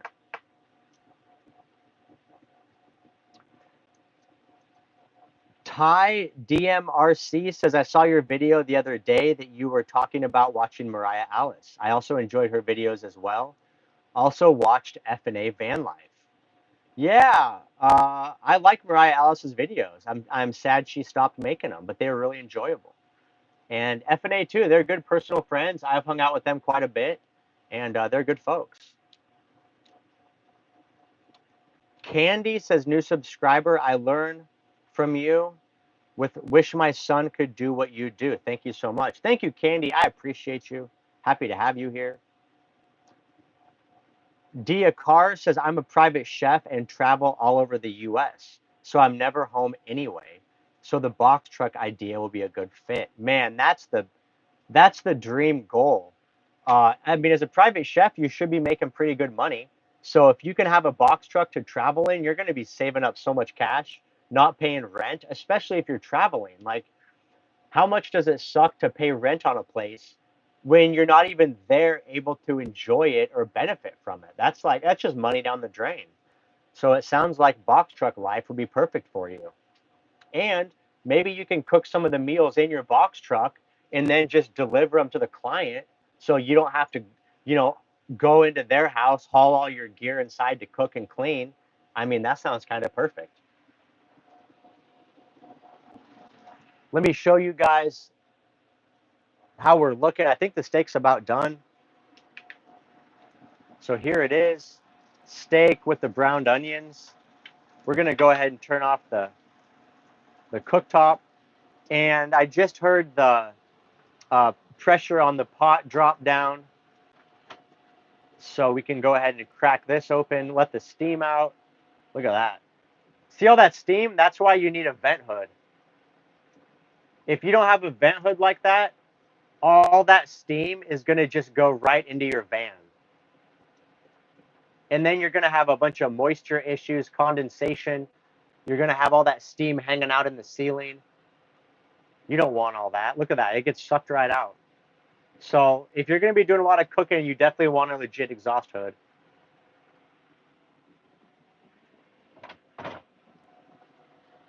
There's the sweet potatoes. Let's grab a fork and check them out. See how we did. Oh yeah, look at that. Very soft. Breaks right apart. Very nice. Those are ready to go. iVan is asking what kind of fan is in your exhaust hood. It's all built in. When you buy an exhaust hood, the fan is already built in. You don't, it's all part of it. So it's built inside, and then there's, you know, a button for it. So you kick it on. It's got 3 speeds. It's got a light.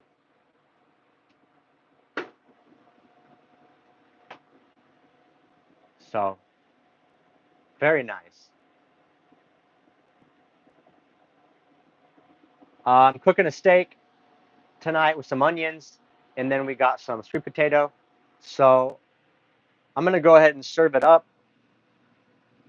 My iPhone is very hot. I don't know how much battery I have remaining.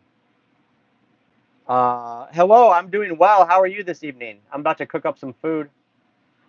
Not cook up some food, about to eat some food. Let me see. Do I have a bowl? Here, I got this one. I think all my regular glass dishes are already being used. Yeah, they are. So we'll just use this glass bowl. Andy says, good to see you. Come to the mountains someday. Good to see you too. Happy to have you here.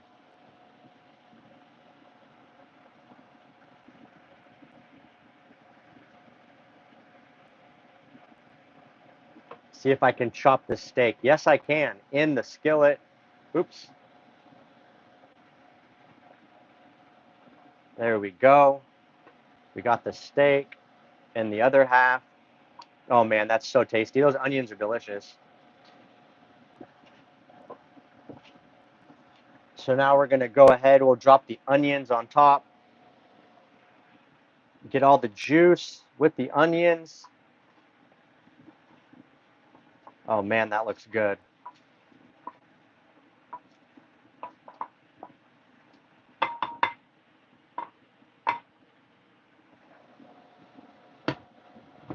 There we go. I dropped a little bit on the cooktop here.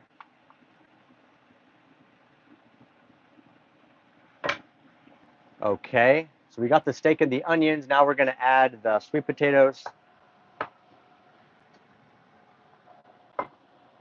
And then I have, so all that butter liquefied. So now there's like a bunch of butter in the bottom. So I'll go ahead and just pour that over the sweet potatoes. Oh yeah. Guys, this is looking so delicious. Very excited about it. Very excited about it. All right. So here we go. Check this out. There's the steak with the onions, with the sweet potatoes, drenched in butter. Oh man, I'm ready. I am ready.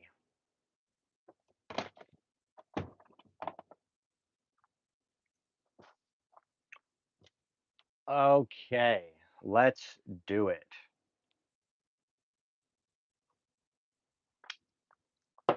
And then I'm going to have to use my original knife to cut the steak. The cleaver is not really a steak cutting knife. Although the steak does feel pretty tender, so I don't think it's going to take too much to cut through it.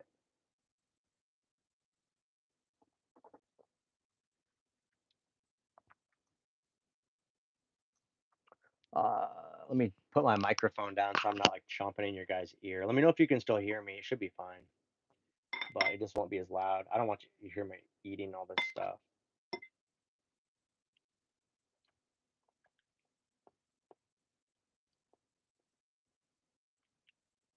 Rose color sparks says I had steak tonight too. The only thing I'm missing is my van life. I hear you. So we got the sweet potato. We'll put a little grilled onion on it.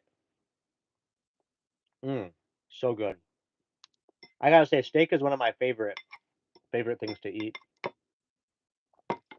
And another benefit of living this lifestyle and saving so much money is that you can afford to spend money on things, whatever is important to you. So, like for me, good quality food is important. That's why I cook all my meals and I eat a lot of steak and organic vegetables.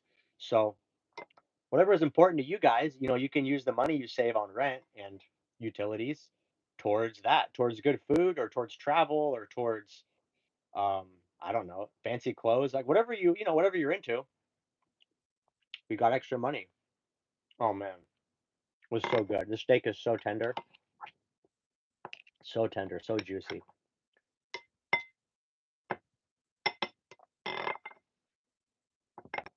I know you guys like you can't really see it, but it's so delicious.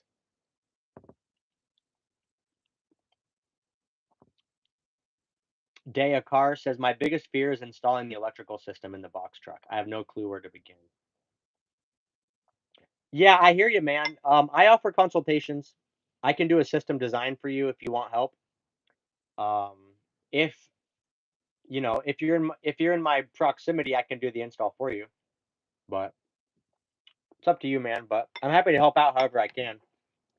Even if I just design a system for you, then you can have someone local install it.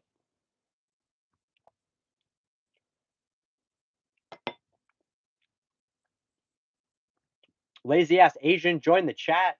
Happy to have you here. She says I miss being in Yuma. I bet she's in San Diego. She seems to bounce back and forth between Yuma and San Diego. Happy to have you here. Hope you're doing good. Hope your solar is charging. Hope you're enjoying the van life.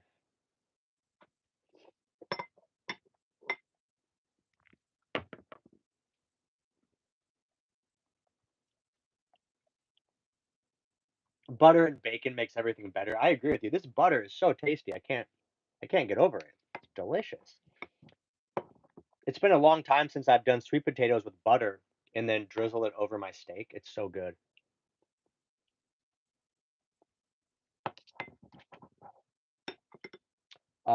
Lux Leather says, "Have you made it to the Lemon Grove or Farmers Market?" No. Um, I assume you mean in Yuma. I went to the Lazy Ass Asians in Colorado. Good for you. I haven't been out there yet, but it's on the list. I'm curious, are you in town or are you like out somewhere in the mountains or what what type of environment are you in?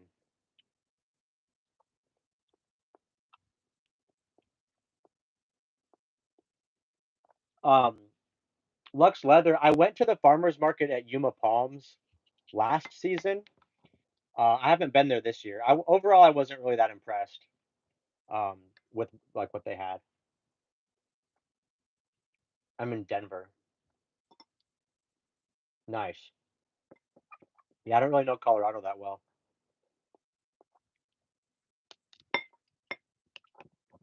So let me ask you, what brings you to Colorado? Are you there for fun or are you there for work or are you visiting family? Why did you decide to go to Colorado? I'm just curious.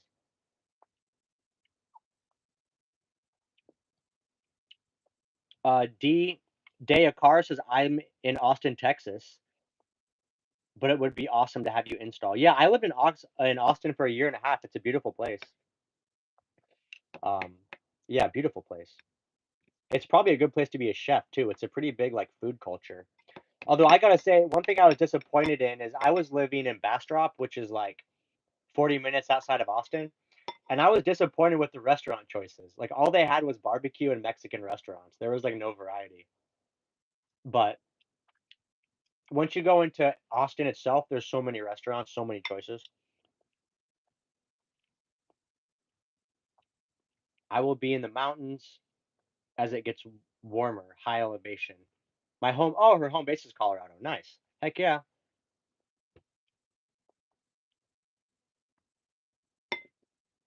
Yo, what's up, Outdoors Dreadhead? He said he's heading to Utah for the summer. Where are you going, Dreadhead? What part of Utah? I was thinking about maybe going to southern Utah. I don't want to drive too far this summer. I got to go to Burning Man end of August, but yeah, I'm curious what part of Utah you're going to, Dreadhead.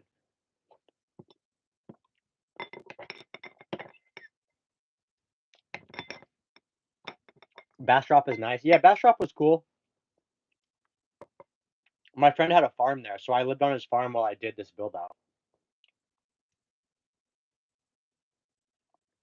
Yeah, the traffic is terrible. Even Bastrop, because everybody now is moving.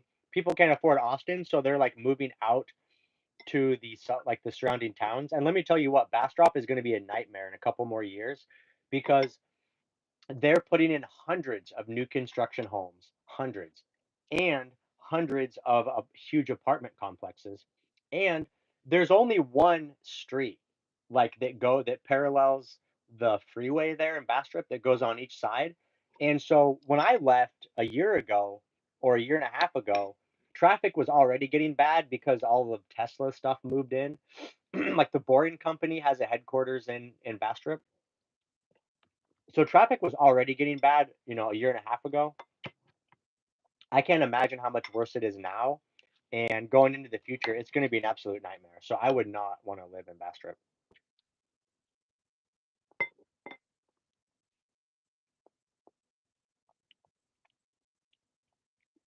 Day of cars, 5 minutes from Austin. Heck yeah. I spent a lot of time in my van at Barton Springs.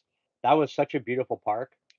Um, I actually I camped out for probably a week straight in. There's one parking lot at the edge of Barton Springs, right by the underpass of the freeway, like on the very edge by the volleyball fields.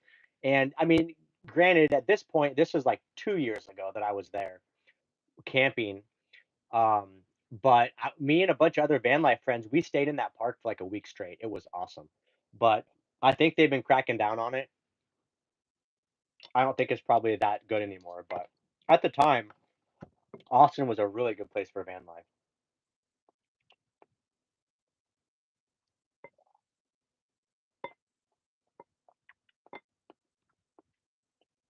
Liz, yes, Asian says, are you staying in Arizona, California for the warmer months? Um, so I'm not sure exactly. All I know is I want to find colder weather.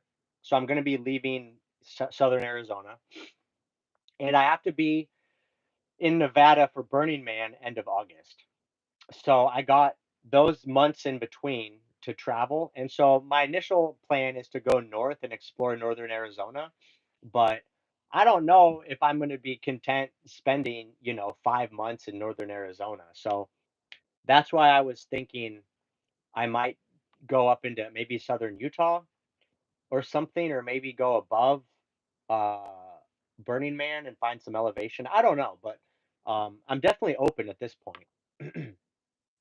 Yeah, I mean, I'll definitely check out like Williams, Arizona. I have some friends up there that have some property, and I'll check out Flagstaff. Sedona's pretty crowded. I probably won't go to Sedona. I'll go to Prescott. Cousin Lonnie lives in Prescott, so I'll go visit him. Um, but that's my plan. So beyond that, I'm not really sure where I'm gonna go.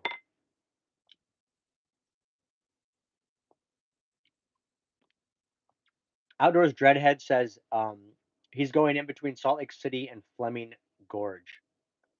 Got a campground host job. Heck yeah, man! Congratulations.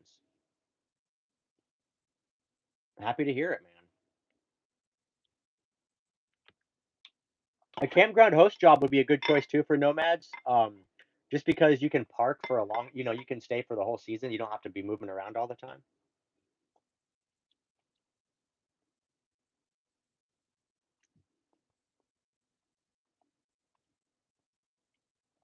Ivan says, "Can you say hi, Ivan?"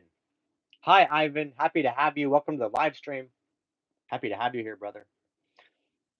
Dayakar says my rent in Austin is 3,200 a month, and I have a one bedroom. Yeah, that's crazy.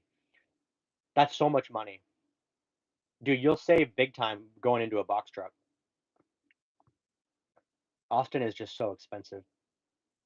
It's beautiful though. It's such a cool city. I mean, I understand why people live there. It's awesome. Um, yeah. I mean, I get it. The weather's kind of crazy though.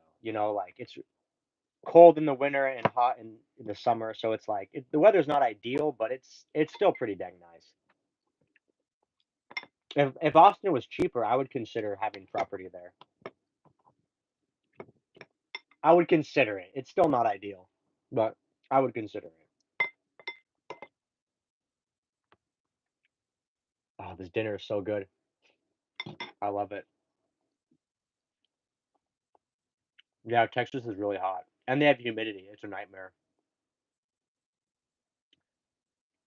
Jesse's asking about a refrigerated box truck. Yeah, Jesse, I already explained it, but um, I won't get a refrigerated box truck because it's actually too much insulation. Reefer trucks use 4 inches of rigid insulation all around, so you lose 8 inches combined of headroom and 8 inches of width, and it's more insulation than you need. You really only need 2 inches. So for that reason, I will not get a refrigerated truck. Plus, they cost more.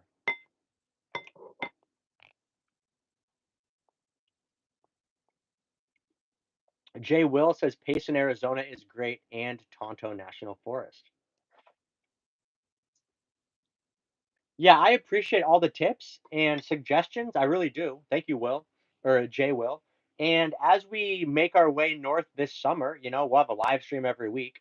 So you guys will be able to see where I'm at. And I'm definitely open to input because, I really haven't explored that much in northern Arizona. So I don't know what's good places to go, So I'm definitely open to input. It'd be cool if I could just do a slow circle around northern Arizona and then end up in Nevada at the end of August. That would be ideal. I don't want to put a ton of miles on the rig. And the other thing too about van life is just, at least for me, you know, like I want to be out living, enjoying nature. I don't want to be driving all the time. So I don't like doing huge long-term road trips. Chuck says, "Good evening from Bay City, Michigan. Happy to have you here, Chuck. Welcome." Mark says, "Do you spend any time in the Pacific Northwest?" Yes, I grew up in Oregon.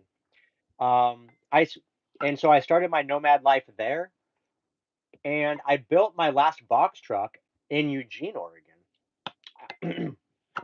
I actually stayed in Eugene, Oregon for about a year, um, and I loved it. It was absolutely beautiful. It was 40 minutes to the Oregon coast, and then 40 minutes to the mountains. I had some van life friends there. We would go soak in the hot springs. I have some really fond memories of Oregon van life.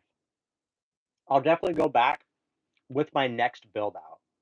So maybe next summer, maybe the summer after, but I'll definitely go back to Oregon. Also, um,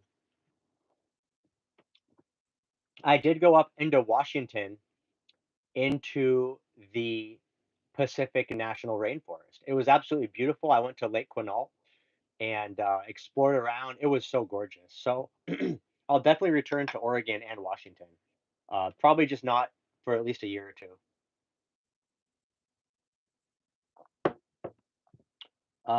Let's see. Violet says, I missed her question. What do you think about putting two doors between the cab and living space? Yeah, you could do that. So here's the challenge with the box truck I'm getting, the Isuzu box truck. It would be easy to put a door onto the box side, no problem. But putting a door on the cab side is the challenge because the Isuzu cab, like the way that it's designed, if you're looking at it from the side, the cab, like the seats come up like this. And so the actual back of the cab that's against the box truck, against the box, you only have like, I want to say maybe 3 feet of height, maybe. And so the door, like you'd have to have a really small custom door. It might even be less than 3 feet. It might be like 2.5 feet. So you would need a really small custom door.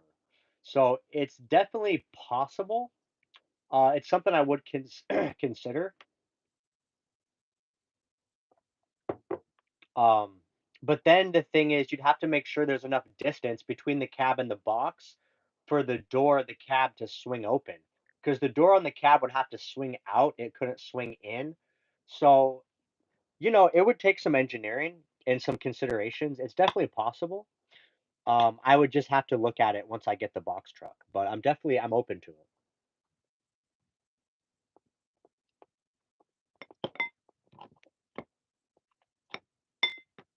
I mean, I definitely like the idea of being able to get from the cab into the box and vice versa, if it's reasonable to do so.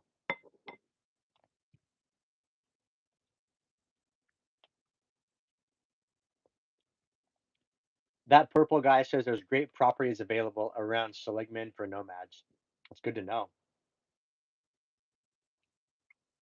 Paul says, "Do you think it's still possible to make a career on YouTube?" Yeah, absolutely. Um,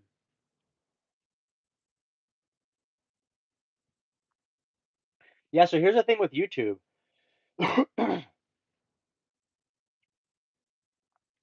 Um, it's still possible to make money. It's not like it's oversaturated. And the thing with YouTube, especially like in the nomad niche, is that there's a high turnover. I'm 5'10" is my height. There's a huge turnover in van life YouTube. This is not a long-term solution for most people. So there's always content creators coming and going. So if you're doing truck life or any type of camping stuff, um, there's definitely room for a new channel.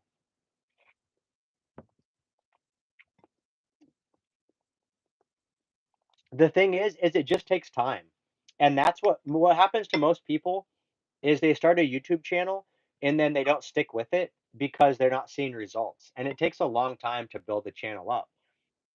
My channel is like 5 years old, 6 years old. I started my YouTube channel, I think a year after I started van life. So my channel is like 6 years old. And I didn't even take it serious until about 2.5 years ago. And I started posting regularly. But basically, you have to post a video. The minimum is you have to post a video once a week, is kind of the minimum. And then you got to do that for, in most cases, several years until your channel takes off. And most people just don't stick with it. It's a lot of time and effort. But if you can do it, then there's good money there, especially as a nomad because your bills are low. So like, if you can bring in even 2 or 3 grand a month, like as a nomad, that's a lot of money. But for a regular person paying rent and working a normal job, 2 to 3 grand a month isn't going to go very far. But as a nomad, that could be all of your monthly expenses plus you could have money for savings. From the Mind says, "Good morning from India. Hello. Welcome to a new day. Happy to have you here. Thanks for tuning in from India. I love my international viewers. I'm happy to see the messages being broadcast far and wide." Outdoors Dreadhead says, "I started my channel the day I bought my shuttle bus." Yeah, that's a good choice. Just start the channel and keep posting and don't worry about it. Just keep doing it.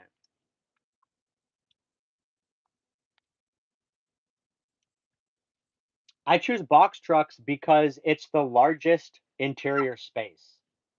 My ceiling is 7 feet tall.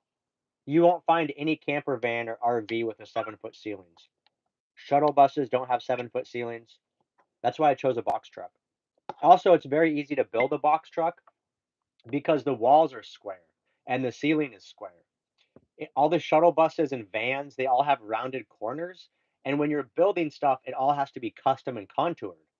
When you're building a box truck, you can use regular cabinets like from Home Depot if you want. Just go buy house cabinets and you can, slide them right up to the wall and be done with it. So there's a lot of reasons to do a box truck. And a box truck is going to be cheaper than a van. Um, a shuttle bus is the cheapest option.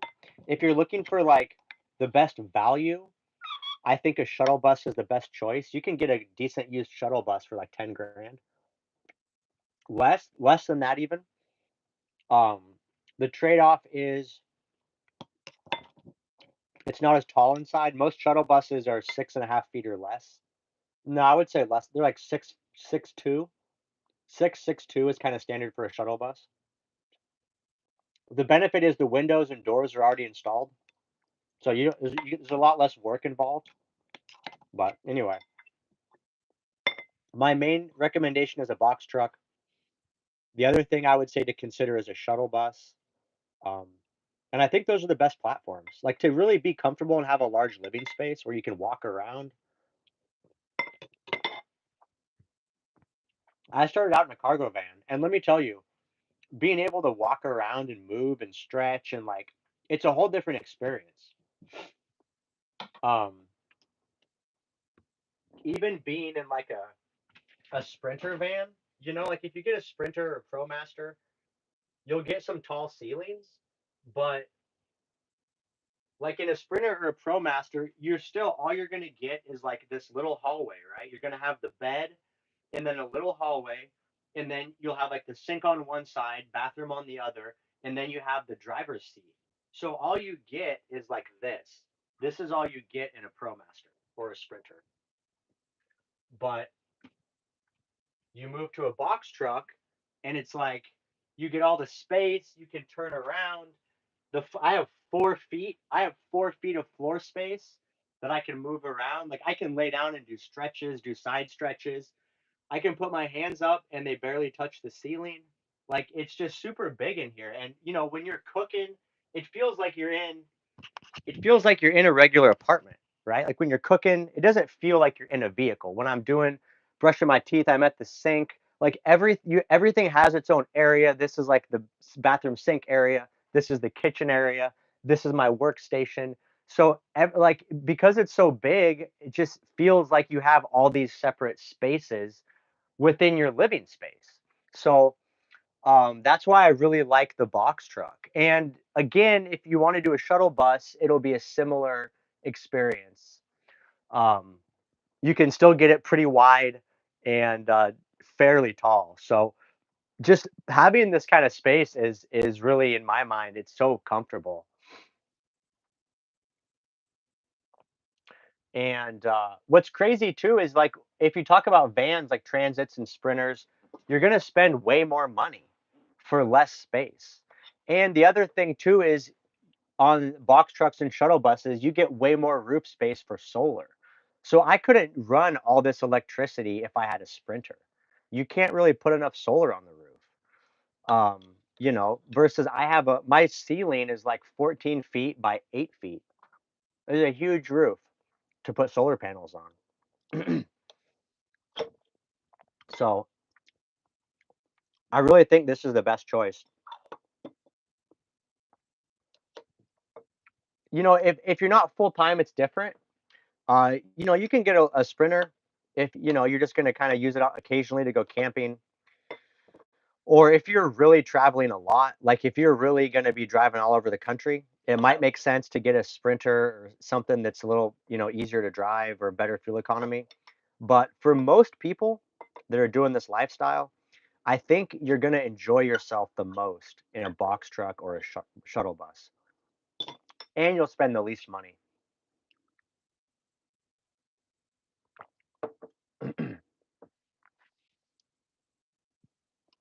Daya Carr says a 16-foot box truck. Yeah, that's what I would recommend for what you're trying to do. I think a 16-foot is a good choice. That's my next truck's going to be either a 16 or an 18-foot. I wouldn't do anything less for what you're talking about. Um, yeah, a box truck is also more stealthy than a shuttle bus. A box truck can really blend in, look like a commercial vehicle. Also, the shuttle buses have a ton of windows. So in the summertime, all the heat is going to come in through the glass. It's going to be really hot. It's going to be hard to properly cool down a shuttle bus. And then in the winter, you lose all your heat through the same glass. So in the winter, it's going to be harder to heat a shuttle bus as well. So I don't think it's ideal to have all those windows. It's kind of a downside of the shuttle bus.